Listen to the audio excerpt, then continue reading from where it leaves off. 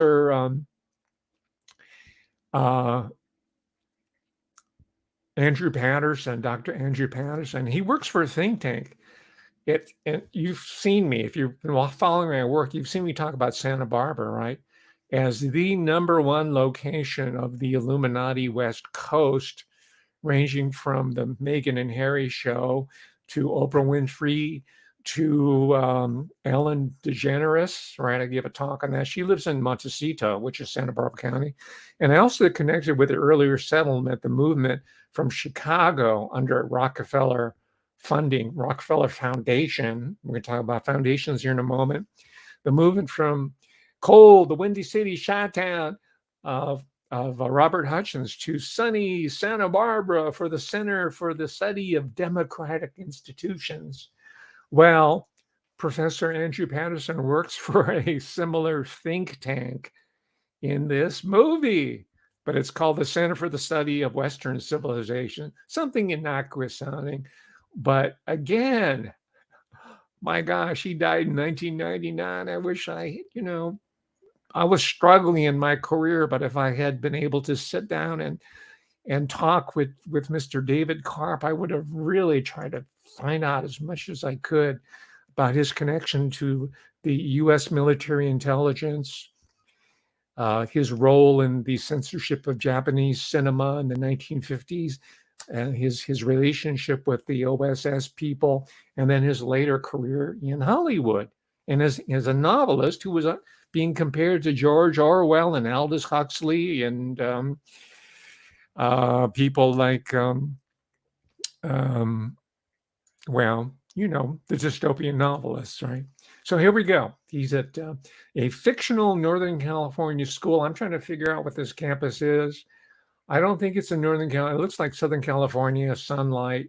I'm guessing it might be Loyola Marymount College. It might be Pomona College. It kind of looks like it has kind of a Spanish, pseudo-Spanish, Southern California, Mexican colonial hacienda type architecture. So here we go. But they call it St. George's College. It's supposed to be set up in San Francisco, which is where, as I've mentioned before, that's where the financial center is. You've got Jane Lathrop Stanford, give a talk on her. And you've got Phoebe Apperson Hearst over at UC Berkeley, total money bags coming out of San Francisco finance, right? Bohemian Club, Bohemian Society and all that. So he goes up to Northern California to meet with one of the big shots who runs these think tanks. By the way, speaking of Phoebe Hearst and Jane Stanford, I've been invited to be a guest on a major national radio show. I'm going to be on May 2nd. That's when we're scheduled, which is the day after Beltane. It's the day after Walpurgisnacht, which is April 30th through May 1st. It's a high point of occultic ritual, and I'm not into prediction or anything, but don't be surprised if there's some kind of weird occurrences where some of these people who were involved with the most recent psyops get rolled up, right? Maybe it's going to be some wild, crazy Manson type cults who are, or a transgender serial killer who seemingly at random takes out certain people, and they're going to be these guys who help execute the most recent psyop. That's not a prediction. So anyway, we'll see what happens on Beltane of this year, and I'm going to be on there the day after on May 2nd. I'll give you more information on that later. So I'm looking forward to that. There are people who watch the show along with you, even though my subscriptions are artificially suppressed, who are at very high reaches of media, and I'm sure they're intelligence people who are grateful for my insights, because they don't know their own history, right? I know it because I study it, but they don't know it. They're doing their job. They're compartmentalized.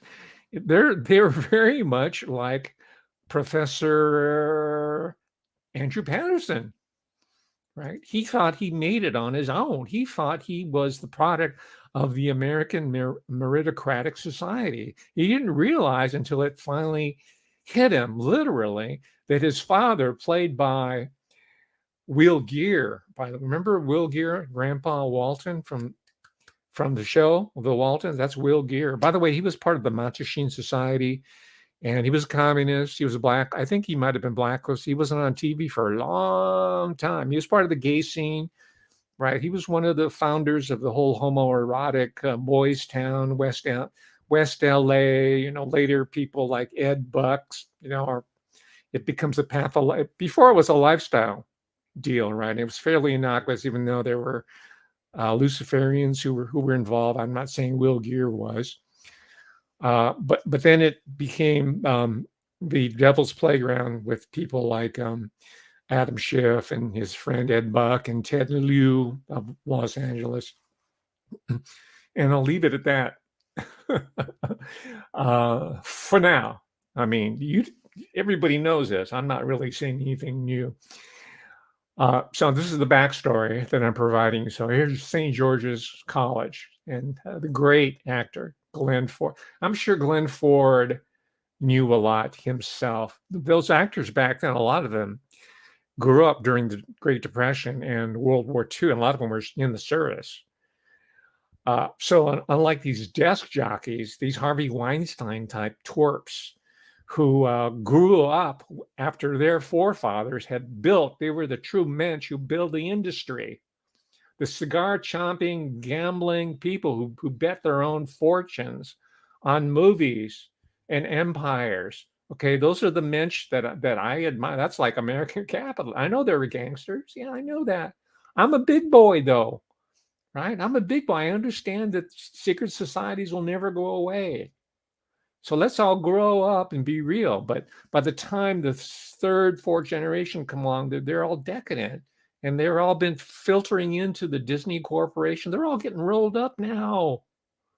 And you're going to see some weirdness happening on Walpurgisnacht or Beltane, as the Celtic culture call it. I think I'm going to do a talk on this.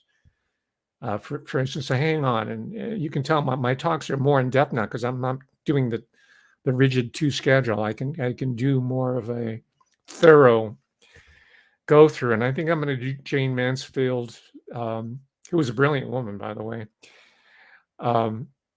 intellectually, right? And Anton LaVey. But I'm going to try to do it in a way that's not cliched, that the conspiratine people have already done. So don't get turned off by that. I'm going to go way beyond it. I'm sure I'm going to find aspects about her biography, of both of them, that will have not been touched upon by the sensationalists.